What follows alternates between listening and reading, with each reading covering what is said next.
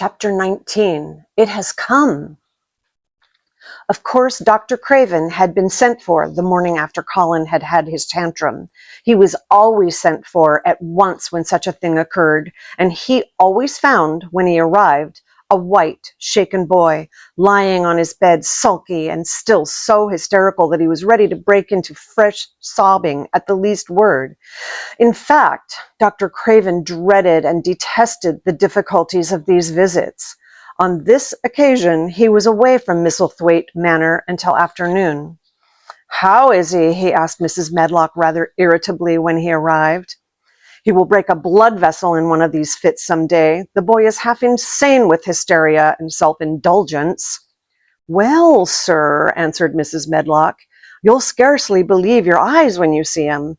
That plain, sour-faced child that's almost as bad as himself has just bewitched him. How she's done it, there's no telling. The Lord knows she's nothing to look at, and you scarcely ever hear her speak. But she did what none of us dare do. She just flew at him like a little cat last night and stamped her feet and ordered him to stop screaming, and somehow startled him so that he actually did stop. And this afternoon, well, just come up and see, sir. It's past crediting." The scene which Dr. Craven beheld when he entered his patient's room was indeed rather astonishing to him. As Mrs. Medlock opened the door, he heard laughing and chattering. Colin was on his sofa in his dressing gown, and he was sitting up quite straight, looking at a picture in one of the garden books, and talking to the plain child, who at that moment could scarcely be called plain at all because her face was so glowing with enjoyment. "Those long spires of blue ones. We'll have a lot of those," Colin was announcing. "They're called delphiniums." "Dickens says they're larkspurs made big and grand," cried Mistress Mary. "There are clumps there already." Then they saw Dr. Craven and stopped. Mary became quite still, and Colin looked fretful. "I am sorry to hear you were ill last night, my boy," Dr. Craven said a trifle nervously. He was rather a nervous man. "I'm better now. Much better," Colin answered, rather like a Rajah. "I'm going out in my chair in a day or two if it's fine. I want some fresh air." Dr. Craven sat down by him and felt his pulse and looked at him curiously.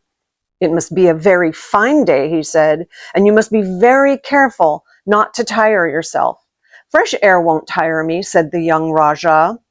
As there had been occasions when this same young gentleman had shrieked aloud with rage and had insisted that fresh air would give him cold and kill him, it is not to be wondered that his doctor felt somewhat startled. "I thought you did not like fresh air," he said. "I don't when I'm by myself," replied the Rajah, "but my cousin is going out with me." "And the nurse, of course," suggested Dr. Craven. "No, I will not have the nurse," so magnificently that Mary could not help remembering how the young native prince had looked with his diamonds and emeralds and pearls stuck all over him, and the great rubies on the small dark hand he had waved to command his servants to approach with salams and receive his orders. "My cousin knows how to take care of me. I am always better when she is with me. She made me better last night. A very strong boy, I know, will push my carriage."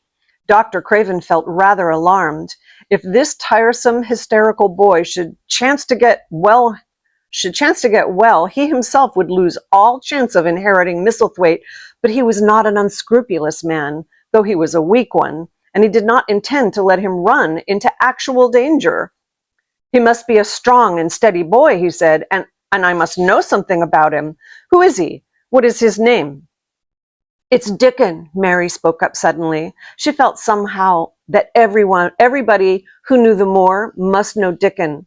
And she was right, too. She saw that in a moment in Dr. Craven's serious face as it relaxed into a relieved smile. "Oh, Dickon," he said. "If it is Dickon, you will be safe enough. He's as strong as a moor pony is Dickon." "And he's trusty," said Mary. "He's the trustiest lad in Yorkshire." She had been talking Yorkshire to Colin, and she forgot herself. "Did Dickon teach you that?" asked Dr. Craven, laughing outright. "I'm learning it as if it was French," said Mary rather coldly. It's like a native dialect in India. Very clever people try to learn them. I like it, and so does Colin. Well, well, he said, if it amuses me, if it amuses, if it amuses you, perhaps it won't do you any harm. Did you take your bromide last night, Colin? No, Colin answered. I wouldn't take it at first, and after Mary made me quiet, she talked me to sleep in a low voice about the spring creeping into a garden. That sounds soothing, said Dr. Craven, more perplexed than ever and glancing sideways at Mistress Mary, sitting on her stool and looking down silently at the carpet. You are evidently better, but you must remember. I don't want to remember, interrupted the Rajah, appearing again. When I lie by myself and remember, I begin to have pains everywhere, and I think of things that make me begin to scream because I hate them so. If there was a doctor anywhere who could make you forget you were ill instead of remembering it, I would have him brought here. And he waved a thin hand, which ought really to have been covered with royal signet rings made of rubies. It is because my cousin makes me forget that she makes me better. Dr. Craven had never made such a short stay after a tantrum. Usually he was obliged to remain a very long time and do a great many things. This afternoon, he did not give any medicine or leave any new orders, and he was spared any disagreeable scenes. When he went downstairs, he looked very thoughtful, and when he talked to Mrs. Medlock in the library, she felt that he was a much puzzled man. Well, sir, she ventured, could you have believed it? It certainly is a new state of affairs, said the doctor. There's no denying it is better than the old one. I believe Susan Sowerby's right. I do that, said Mrs. Medlock. I stopped in her cottage on my way to Thwaite yesterday and had a bit of talk with her, and she says to me, well, Sarah Ann, she mayn't be a good child, and she mayn't be a pretty one, but she's a child, and children needs children. We went to school together, Susan Sowerby and me. She's the best sick nurse I know, said Dr. Craven. When I find her in a cottage, I know the chances are that I shall save my patient. Mrs. Medlock smiled. She was fond of Susan Sowerby.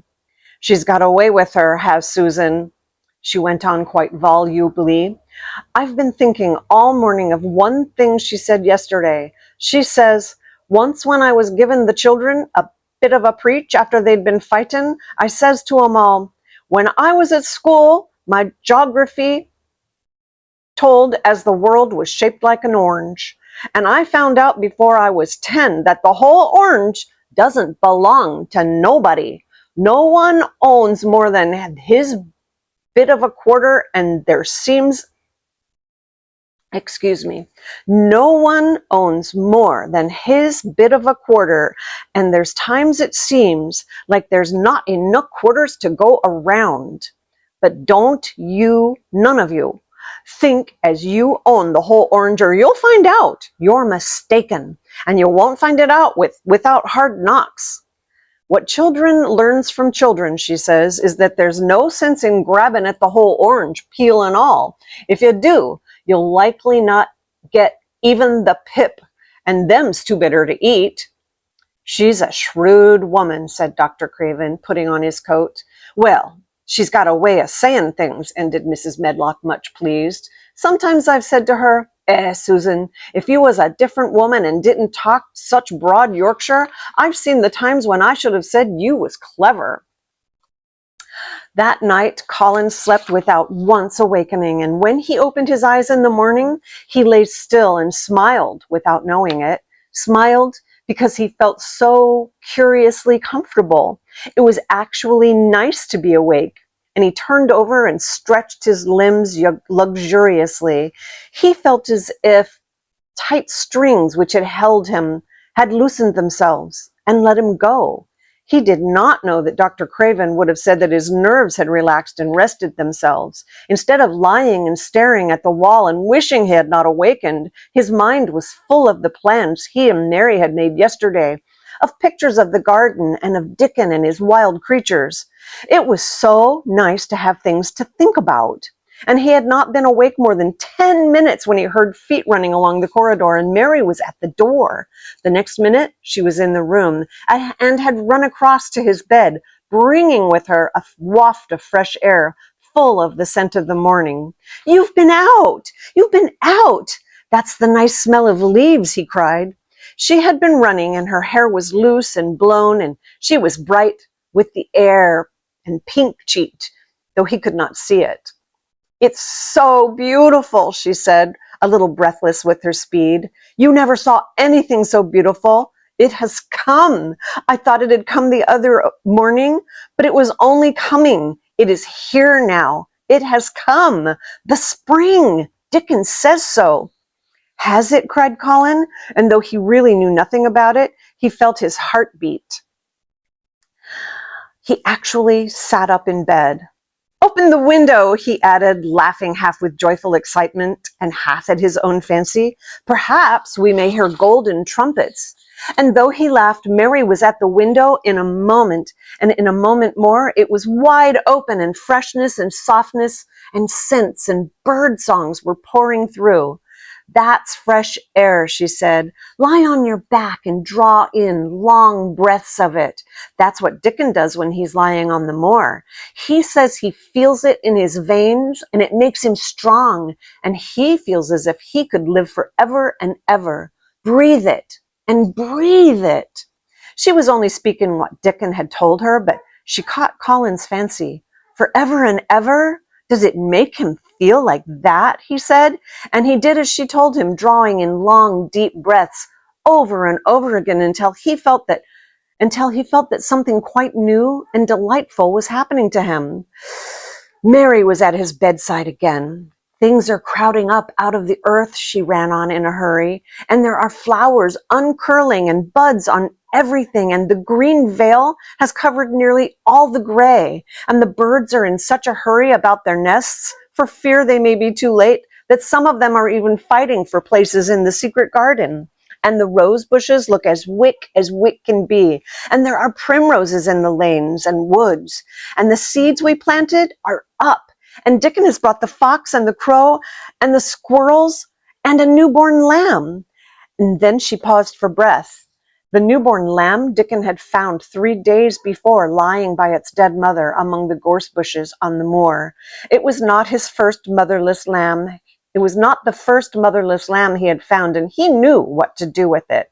He had taken it to the cottage, wrapped in his jacket, and he let it lie near the fire and fed it with warm milk. It was a soft thing with a darling, silly baby face and legs rather long for its body. Dickon had carried it over the moor in his arms, and its feeding bottle was in his pocket with the squirrel, and when Mary had sat under a tree with its limp warmness huddled on her lap, she had felt as if she were too full of strange joy to speak. A lamb, a living lamb who lay on your lap like a baby. She was describing it with great joy, and Colin was listening and drawing in long breaths of air when the nurse entered. She started a little at the sight of the open window. She had sat stifling in the room many a warm day because her patient was sure that the open window gave people cold. "Are you sure you're not chilly, Master Colin?" she inquired. "No," was the answer. "I am breathing long breaths of fresh air. It makes you strong, and I am going to get up to the sofa for breakfast, and my cousin will have breakfast with me." The nurse went away, concealing a smile, to give the order for 2 breakfasts. She found the servants' hall a more amusing place than the invalid's chamber, and just now everybody wanted to hear the news from upstairs. There was a great deal of joking about the unpopular young recluse who, as the cook said, had found his master, and good for him. The servants' hall had been very tired of the tantrums, and the butler, who was a man with a family, had more than once expressed his opinion that the invalid would be all the better for a good hiding. That's a spanking, readers. When Colin was on his sofa and the breakfast for 2 was put on the table, he made an announcement to the nurse in his most Rajah-like manner. "A boy and a fox and a crow and 2 squirrels and a newborn lamb are coming to see me this morning. I want them brought upstairs as soon as they come," he said. "You are not to begin playing with the animals in the servants' hall and keep them there. I want them here." The nurse gave a slight gasp and tried to conceal it with a cough. "Yes, sir," she answered. "I'll tell you what you can do," added Colin, waving his hand. "You can tell Martha to bring them here. The boy is Martha's brother. His name is Dickon, and he is an animal charmer." "I hope the animals won't bite, Master Colin," said the nurse. "I told you he was a charmer," said Colin austerely. "Charmers' animals never bite." "There are snake charmers in India," said India, "and they can put their snakes' heads in their mouths." "Goodness!" shuddered the nurse. They ate their breakfast with the morning air pouring in upon them. Colin's breakfast was a very good one, and Mary watched him with serious interest. "You will begin to get fatter, just as I did," she said. "I never wanted my breakfast when I was in India, and now I always want it." "I wanted mine this morning," said Colin. "Perhaps it was the fresh air. When do you think Dickon will come?" He was not long in coming. In about 10 minutes, Mary held up her hand. "Listen," she said. "Did you hear a caw?" Colin listened and heard it, the oddest sound in the world to hear inside a house, a hoarse caw, caw. "Yes," he answered. "That's Soot," said Mary. "Listen again. Do you hear a bleat? A tiny one?" "Oh, yes," cried Colin, quite flushing. "That's the newborn lamb," said Mary. "He's coming." Dickon's moorland boots were thick and clumsy, and though he tried to walk quietly, they made a clumping sound as he walked through the long corridors. Mary and Colin heard him marching until he passed through the tapestry door onto the soft carpet of Colin's own passage. "If you please, sir," announced Martha, opening the door. "If you please, sir, here's Dickon and his creatures." Dickon came in smiling his nicest wide smile. The newborn lamb was in his arms, and the little red fox trotted by his side. Nut sat on his left shoulder, and Soot on his right, and Shell's head and paws peeped out of his coat pocket. Colin slowly sat up and stared, as he had stared when he first saw Mary. But this was a stare of wonder and delight. The truth was that in spite of all that he had heard, he had not in the least understood what this boy would be like, and that his fox and his crow and his squirrels and his lamb were so near to him and his friendliness that they seemed almost to be a part of himself. Colin had never talked to a boy in his life, and he was so overwhelmed by his own pleasure and curiosity that he did not even think of speaking. But Dickon did not feel the least shy or awkward. He had not felt embarrassed because the crow had not known his language and had only stared and had not spoken to him the first time they had met. Creatures were always like that until they found out about you. He walked over to Colin's sofa and put the newborn lamb quietly on his lap, and immediately the little creature turned to the warm velvet dressing gown and began to nuzzle into its folds and butt its tight curled head with soft impatience against his side. Of course, no boy could have helped speaking then. "What is it doing?" cried Colin. "What does it want?" "It wants its mother," said Dickon, smiling more and more. "I brought it to thee a bit hungry because I know thou'd like to see it feed." He knelt down by the sofa and took a feeding bottle from his pocket. "Come on, little un," he said, and turned the small woolly white head with the gentle brown hand. "This is what thou's after. Thou'll get more out of this than thou will out of silk velvet coats. There now," and he pushed the rubber tip of the bottle into the nuzzling mouth, and the lamb began to suck with ravenous ecstasy. After that, there was no wondering what to say. By the time the lamb fell asleep, questions poured forth, and Dickon answered them all. He told them how he had found the lamb just as the sun was rising 3 mornings ago, and he had been standing on the moor, listening to a skylark and watching him swing higher and higher into the sky until he was only a speck in the heights of blue. "I'd almost lost him but for his song, and I was wondering how a chap could hear it when it seemed as if he'd get out of the world in a minute. And just then I heard something else far off among the gorse bushes. It was a weak bleatin', and I knowed it was a new lamb as was hungry, and I knowed it wouldn't be hungry if it hadn't lost its mother somehow. So I set off searchin'. I did have a look for it, and I went in and out among the gorse bushes and round, and I always seemed to take the wrong turnin'. But at last I seed a bit of white by the rock and top of the moor, and I climbed up and found the little un half dead wi' cold and clemmin'. While he talked, Soot flew solemnly in and out of the open window and cawed remarks about the scenery, while Nut and Shell made excursions into the big trees outside and ran up and down trunks and explored branches.